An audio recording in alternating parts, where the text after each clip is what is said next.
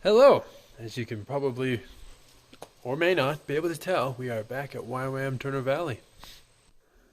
So what happened since our last update? Well, what happened is, as I showed before, we were in YWAM Victoria.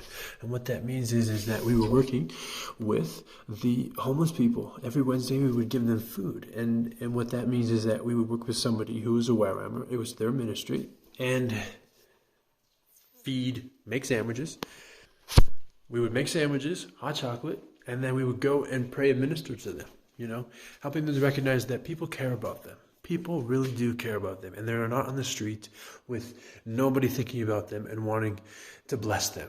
Then that God really loves them. He does recognize their sore struggle. He just doesn't help them in the way that they think that He's going to help. He's going to do something that's unbelievable. On Saturdays, we worked at a free food market, which basically means that a church got grants from the government to buy food from the grocery store, as well as get free food from that same grocery store to give to the low-income families. This is food that's just about to expire. So they have to eat it that week, which is fine because the free market is open every single week, so you can just get more the next week. And through that, we had some of the greatest opportunities to pour into people, to minister to people. Subarna ministered to so many people. She was making coffee. It was just so great. And one of our students even cried because he just recognized the impact that we were making as a group, not just the team. And it just touched him, and it was really great. We also worked with a kids summer camp in the reservation. So these kids were First Nations, and we got the opportunity to support the staff that were blessing that were not blessing. They were with the children. They weren't all Christian, the staff, but as we were able to pray, to minister, to encourage, and to take some of the weight off of the staff so that they could have more energy to pour into these kids.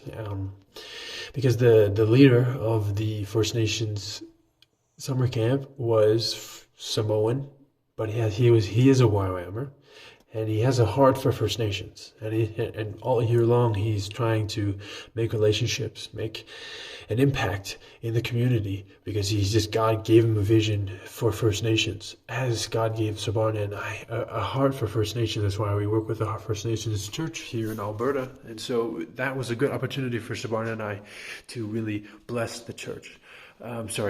That we can bless the church when we get back to Eden Valley in Alberta. It's just exciting because we get to see First Nations from another perspective.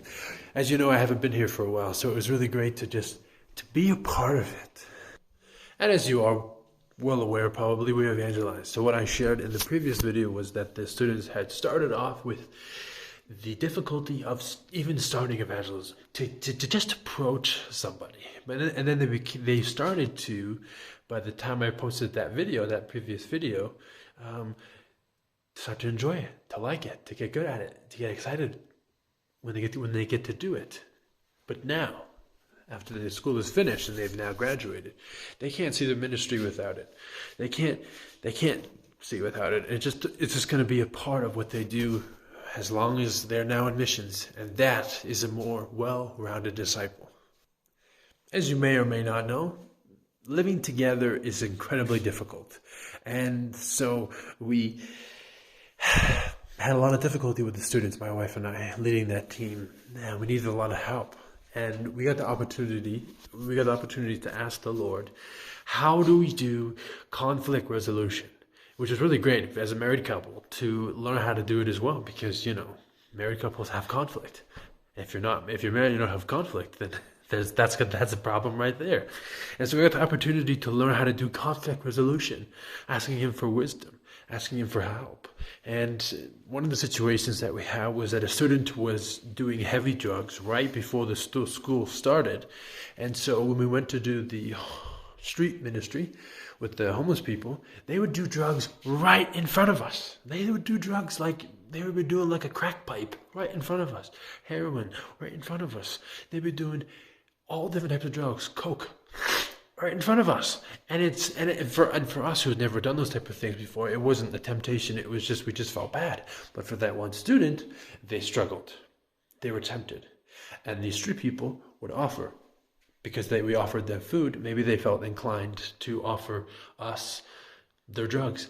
And so obviously we said no, but he struggled. He was tempting. He was so tempted.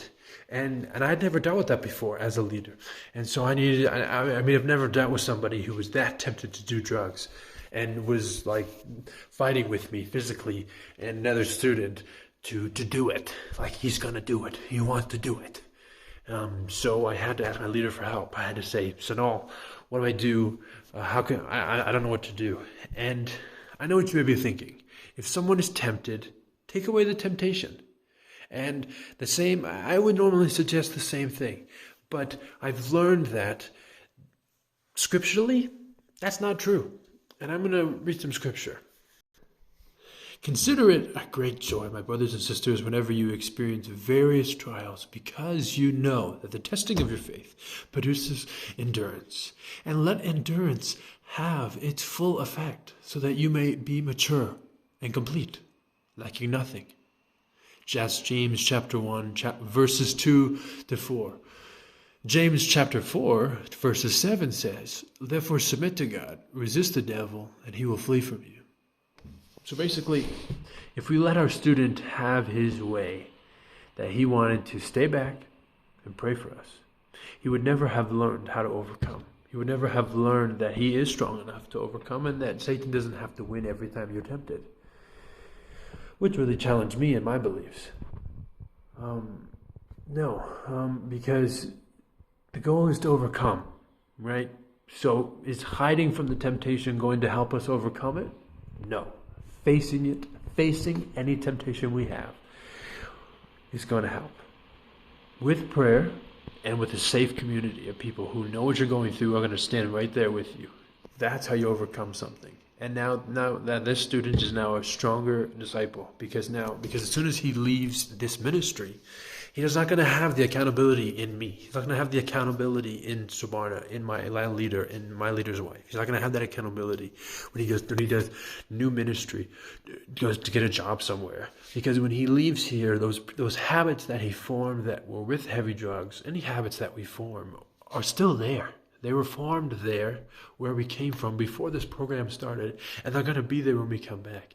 Even though we have changed, the environment is still there that caused it. And it might be. And so it was good to show him that, you know what, even if the environment is still there, you don't have to give in. Satan doesn't have to win. Eventually he calmed down and he decided to work with us. And it was great. There are other occasions as well which define our time in Victoria that was very difficult. But what made our time great are the relationships that were formed and what God did through us in that time. Endurance is something we don't always think about or put aside as like, of course you grew, but this is what the fruit was. But I think the fruit was the endurance. I think the growth was our fruit. I just want to emphasize that. For example, Erica struggled more than most to be vulnerable and transparent, to grow despite her shortcomings. But now she is on her way to a counseling school in YWAM where they will teach her how to counsel others as well as being counseled herself. She developed a great heart of intercession. Curtis is a new believer and wasn't sure about his calling. But now he is more sure than ever, with his family in Nanaimo, where he will likely work at the YWAM base. Andrew was a shy and reserved boy who was more than others dependent on his parents. But now he is bolder than me in evangelism and is coming back to the School of Biblical Studies for 9 months here in Turner Valley. Tyson had to let go of his past and his mistakes, and his mistakes were holding him back and prevented him from growing with the Lord. But now he is on his way to becoming a missionary himself in YWAM, letting go of his past. And the Swiss couple came to discover what mission is. What do missionaries do? How to be a missionary. Now they are in Haiti for a couple months doing kids ministry. And God used this school to strengthen their faiths, relationships, and hopefully intimacy with Him. And that is more important than anything else. Talking with more than 1,200 people about Jesus in 2 months will do that. And I mean, they all have discovered their long-term calling country. That means the country that the Lord has called them to serve long-term in. Israel, Bolivia, Eastern Europe, Middle East, and many, and that's just some of the places that the Lord has called them to go, long term. I think it would be wrong to count the achievements as what made this outreach, or lack of, the miracles that we might have seen. I believe that the Lord grew an endurance in us to be a part of His work, no matter what the miracles we see. He forged in us to fire that is going to continually grow us to work longer in what He's called us. Did we see salvation? Yes. Did we see healings? Yes. Did we share the gospel with thousands? Yes. Did the Lord give us words of knowledge for people? Definitely. But that's not what I want to define our outreach. I want it to be the relationships forged despite strong personality. I want it to be the growth of character that came. I want it to be the constant obedience that we had for the Lord to step out of nervousness and become bold evangelists. I feel more confident knowing that because of these things, we can send them out wherever the Lord has called them. And He has them. And they know how to discern what He's saying. So why don't I look forward to the next school, even if it is just as difficult and challenging, because He will grow us. Until then, we are maintaining the base. I will likely be in maintenance, and Sabana will be in charge of the kitchen with other staff. New staff, named Quinn. They will plan and cook the meals, and I will be taking care of the base with the maintenance leader. I will also be the local outreach coordinator, which means that I will help people in the local community with different tasks, be it moving furniture, helping at the hospital in prayerful ways, spiritual, or anything else in between. So and I are going back to the church on the reservation and helping the pastor in his ministry there. Please pray that God would show us ways to bring Christ's love and healing and give us wisdom to connect with the people there. Bridging the gap between us, the base, and the community. Above in the written newsletter is the outreach video and lecture phase video. I hope you enjoy. And I will likely show those videos again in the church. Have a great day.